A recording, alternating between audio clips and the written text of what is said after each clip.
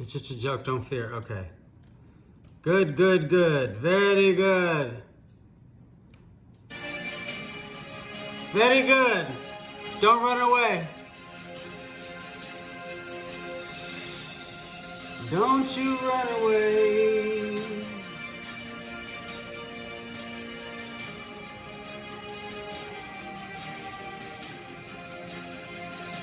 Let's fucking go, man. Tell me more, tell me more. What's going on in Iran? What do you do for fun? Please tell me what you do for fun.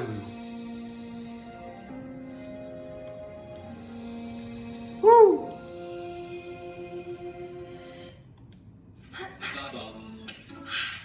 At Viber, we're experts in small business insurance. We think through every risk factor for your industry, crunch the numbers with our nerdy. Fuck up. Can I talk with you? Yes. We're talking. Now, Mesopotamia, if you don't know, that is where? That's a location where Iraq, Iran, and all those Middle Eastern countries are located right now. That's very interesting. Did you hear what he just said? Do you know what Mesopotamia is? It's so hard, we are nothing, have fun. Have you ever heard of Mesopotamia?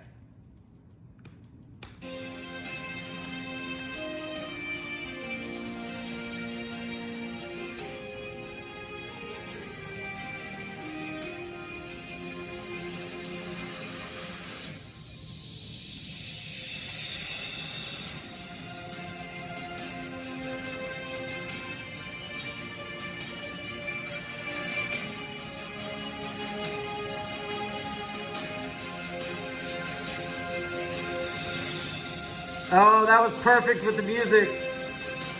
Let's go.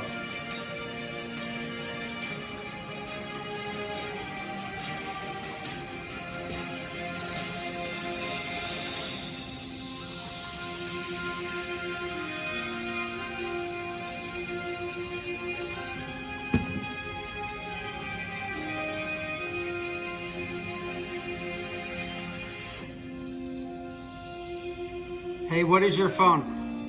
The phone that I'm streaming on this YouTube channel is a Galaxy. Samsung Galaxy. But I'm also... Ancient Mesopotamia. Now, Mesopotamia, if you don't know, that is where? That's a location where Iraq, Iran, and all those Middle Eastern countries are located right now.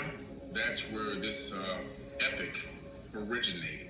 The literary history of Gilgamesh begins with the Sumerian poems about Gilgamesh, king of Uruk, dating from the 3rd dynasty of Ur. You know? So we know that there's a ziggurat of Ur as well, and that's a giant step pyramid that exists right there in Iraq.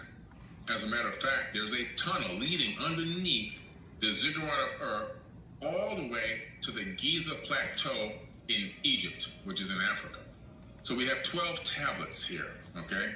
12 amazing tablets of information that predate most texts that exist, especially the biblical text. We're gonna start with tablet number 1.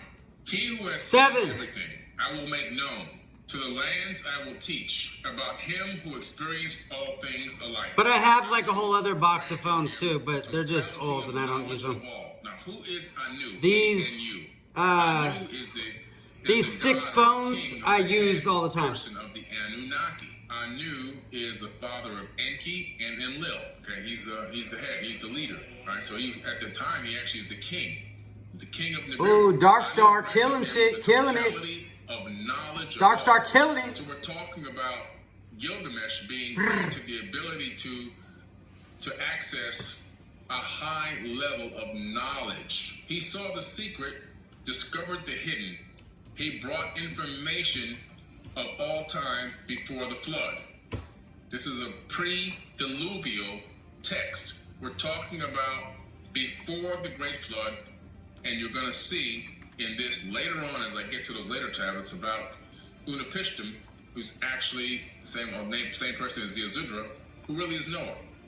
And he's got to build this ark. And you're going to see some incredible information about this ark, and the shape of the ark doesn't match the shape of the biblical ark. He saw the secret, discovered the hidden. He brought information of the time before the flood.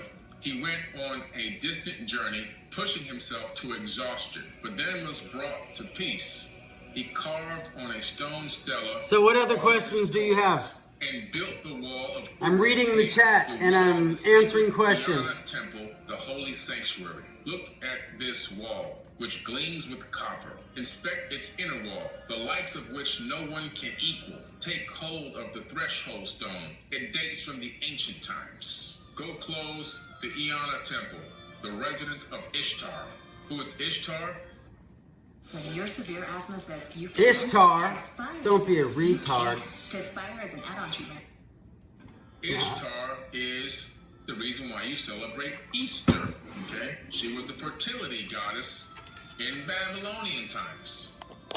And the actual holiday of Easter, which is Bitches celebrated broke mostly down, by Christians, about to take it doggy is style. actually the celebration of fertility of Ishtar, the Babylonian Anunnaki goddess. This is why they have the eggs and the bunnies laying the eggs. It's a fertility thing. It has nothing I have to one do phone and it's with resurrections. Redeem Note You've been 4, celebrating Easter all this 14. time. You've been celebrating and you've been worshiping. Well, I'm a Ishtar. businessman, so I gotta have lots of phones. I make Now you movies, know. I make Check this music, out. I come One up with league all city, kinds of one league things. Palm Gardens. So from the I need city lots of league phones. to the Palm Gardens, and from the Palm Gardens there's another league to the lowlands, the open area of Ishtar Temple. 3 leagues, and the open area of Uruk is the wall encloses. We're talking about a super megalithic wall that encloses this entire area. Now Gilgamesh went through every hardship. Supreme over other kings, lordly in appearance. He is the hero. He walks out in front, the leader, and walks in the rear, trusted by his champions. Mighty net, protector of his people. Raging flood wave who destroys even the walls of stone. They're describing Gilgamesh now.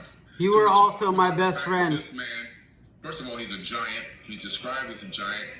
My He's best friend. incredibly Massive. This What is your name, person. friend? You'll see if you Google Gilgamesh or the Epic of Gilgamesh, you'll see that he's holding a lion in one arm across his chest, a full-size grown male lion with the mane and all, and it looks like a kitty cat in his arms almost. This is how big this guy was.